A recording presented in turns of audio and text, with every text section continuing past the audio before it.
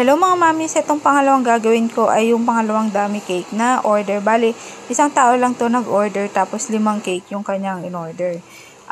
Ito yung pangalawa, dummy cake pa din. Ang size nito ay 8x3.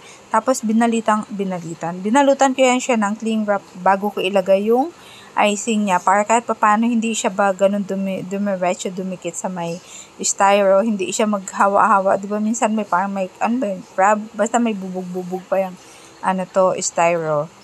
Mapapansin nyo, sobrang red niya. Ang ganda yung pagkakapigmented, diba? Combination niya siya ng petraco at saka nung, lang ba yun? Ferna, red, diba? Ang ganda talaga, sobrang, siya sa mata.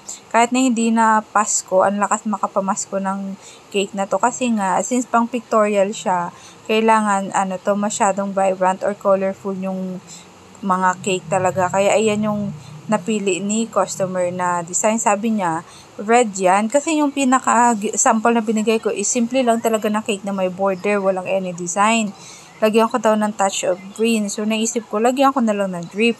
Ang ginamit ko dyan ay whipping cream din lang yan siya. So, pinaikot ko lang siya saglit sa microwave.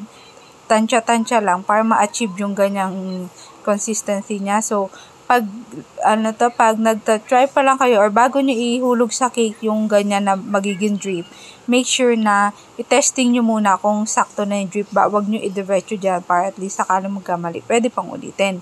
Tapos kung mapapansin niyo yung gitna niya, 'di ba? Plain na do. Ang ganda ng pagkaka-green niya, 'di ba? So nilagyan ko yan siya ng ganyan na additional design na lang ng Dragis Park kahit paano. Hindi plain lang yung gitna niya. So ayan na nga, gitna yan. Tapos meron kasi akong kulay green din at saka red na na nga bang tawag dyan? Sequins. Basta ganun.